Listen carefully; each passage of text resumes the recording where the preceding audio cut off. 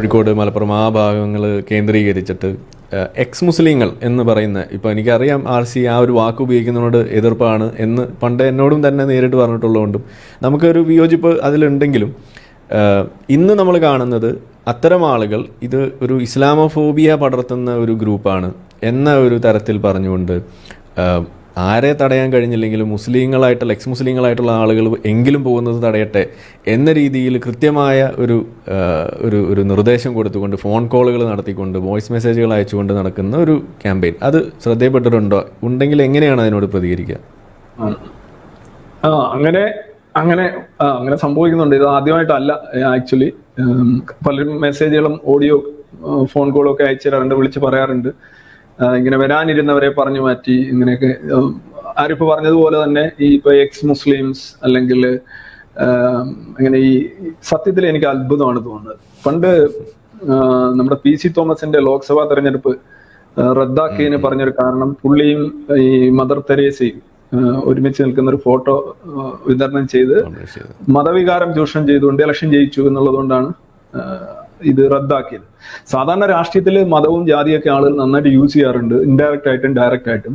പക്ഷെ അവിടെ പോലും ഈ വളരെ ബ്ലേറ്റന്റ് ആയിട്ടുള്ള അല്ലെങ്കിൽ വളരെ ഡയറക്റ്റ് ആയിട്ടുള്ള ഈ മതവികാരം അല്ലെങ്കിൽ നമ്മളതിന് വർഗീയത എന്ന് പച്ചയായിട്ട് പറയാം, അങ്ങനെ ഒരു പ്രചരണ തന്ത്രം ഈ ജാതിയും മതവും ഒന്നും ഒരു പ്രശ്നമല്ല അല്ലെങ്കിൽ അതിനൊക്കെ അതീതരാണെന്ന് കരുതുന്നവർ നടത്തുമ്പോൾ വളരെ വളരെ വിഷമകരമാണത്. കാരണം അതൊരു പൊളിറ്റിക്സിലാണെങ്കിലും അതൊരു വേഴ്സ്റ്റ് ക്രൈമായിട്ടാണ് നമ്മൾ ഒരു ജനാധിപത്യത്തിൽ ഈ വർഗീയതയെ നമ്മൾ അല്ലെങ്കിൽ വർഗീയ പ്രചരണത്തെ നമ്മൾ കാണുന്നത്.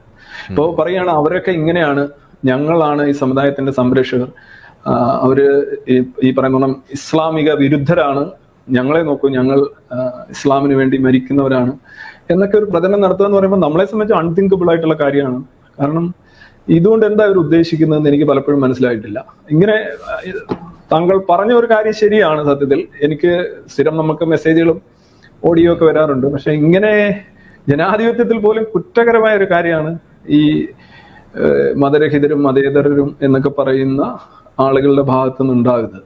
അപ്പൊ ഞാൻ അവരോട് പറഞ്ഞ മറുപടി ഇത്രയേ ഉള്ളൂ. ഇപ്പോ X Muslims or Y Muslims അവർക്ക് ഇത് കേട്ടിട്ട് അവിടെ വരണ്ട എന്ന് തോന്നുന്നു എങ്കിൽ അവർ ആക്ച്വലി അവിടെ വരേണ്ടവരല്ല എന്നാണ് എൻ്റെ അഭിപ്രായം. കാരണം അവരുടെ കുറെ ഫയലുകൾ ഇനിയും ഡിലീറ്റ് ചെയ്യാനുണ്ട്, കുറെ പരിഷ്കരിക്കാനുണ്ട്.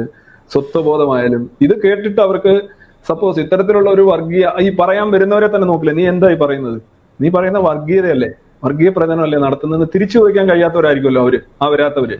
അവര് വരണമെന്ന് സത്യത്തിൽ അവർ വന്നിട്ടും കാര്യമില്ല.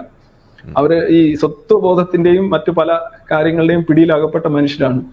പക്ഷെ എന്നാലും ഇത്തരം പ്രചരണങ്ങൾ അത് 2019 മുതൽ എനിക്ക് അറിയാം. അന്ന് തന്നെ അന്നത്തെ എസൻസ് പ്രസിഡന്റ് തന്നെ എന്നോട് പറഞ്ഞാണ്, ഇങ്ങനെ ചിലർ വരരുത്, മാറ്റി നിർത്തണം, ഇത് വേറെയാണ്.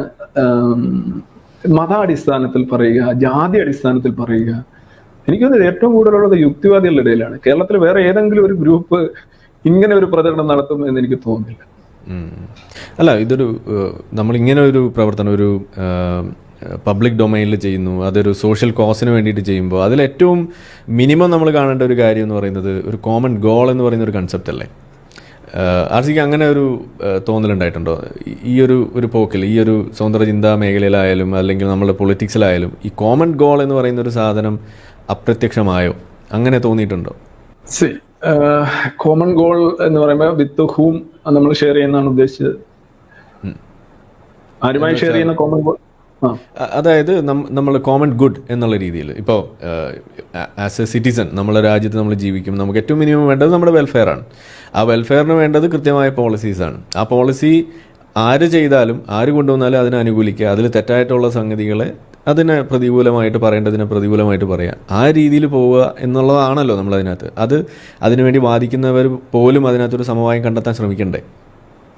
അതെ, അതാണല്ലോ നമ്മൾ വസ്തുനിഷ്ഠ രാഷ്ട്രീയം എന്ന് പറയുന്നത്. പൊളിറ്റിക്സിൽ നമ്മൾ വസ്തുനിഷ്ഠമായിട്ട് പോകണം. കാരണം ആര് പറയുന്നു എന്നുള്ളതല്ല, എന്ത് പറയുന്നു എന്നുള്ളതാണ് പ്രധാനം. അങ്ങനെയാണെങ്കിൽ ഞാനും ആരിഫും അല്ലെങ്കിൽ മറ്റുള്ള ആളുകളെല്ലാം പറയുന്നതിൽ ഒരുപാട് ശരികളും ഒരുപാട് അർത്ഥവത്തായ കാര്യങ്ങളും ഉണ്ടാവും, നിലപാടുകൾ ഒരുപാട് ശരിയുണ്ടാവും.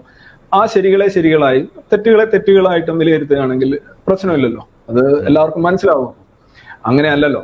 ഇത് ശരികളെ പൂർണ്ണമായി അവഗണിക്കുകയും തമസ്കരിക്കുകയും ചെയ്യുക, തെറ്റുകൾ ഇല്ലാത്തടത്ത് തെറ്റുണ്ടെന്ന് വക്രീകരിച്ചും വളച്ചൊടിച്ചും കാണിക്കുക, രഹസ്യമായി അല്ലെങ്കിൽ ഇൻഡയറക്റ്റ് ആയിട്ട് ഇത്തരം ഇത് കൊണ്ടുപോവുക അതാണ് പ്രശ്നം. അത് ശരിയായ ഒരു പ്രവണതയായിട്ട് എനിക്ക് തോന്നുന്നില്ല. പക്ഷെ എനിക്കതിനെതിരെ പരാതിപ്പെടാനോ അല്ലെങ്കിൽ അങ്ങനെ ഇപ്പൊ ഞാൻ ആരിഫ് ചോദിച്ചുകൊണ്ട് ഞാൻ പറഞ്ഞതേ ഉള്ളൂ. യഥാർത്ഥത്തിൽ നമ്മൾ 51AH പ്രകാരം അതിന്റെ സന്ദേശം ജനങ്ങളിൽ എത്തിക്കുക, ഒരു പരിഷ്കൃത സമൂഹം, പുരോഗമിക്കുന്ന സമൂഹം, തുറന്ന സമൂഹം, കൂടുതൽ സ്വാതന്ത്ര്യം അനുഭവിക്കുന്ന സമൂഹം, ജനാധിപത്യബോധം കൂടുതലുള്ള ഒരു സമൂഹം, ഇതൊക്കെ ലക്ഷ്യമിട്ടാണല്ലോ ഞാൻ സത്യത്തിൽ ഈ പരിപാടികളൊക്കെ ചെയ്യുന്നത്. എനിക്കതിനകത്തൊരു പാഷൻ ഉള്ളതുകൊണ്ടാണ്. ആക്ച്വലി അതിനകത്ത് എനിക്കൊരു പ്രതിഫലം എന്നുള്ളതല്ല. നമ്മളുടെയൊക്കെ ജീവിതകാലത്ത് പറയത്തക്ക മാറ്റങ്ങൾ ഉണ്ടായില്ലെങ്കിലും നമ്മളൊരു പാർട്ട് ഓഫ് ദ ഗെയിം ആയിട്ട് പോകുന്നു. ഇതൊരു നല്ല മൂവ്മെന്റ് ആണ്.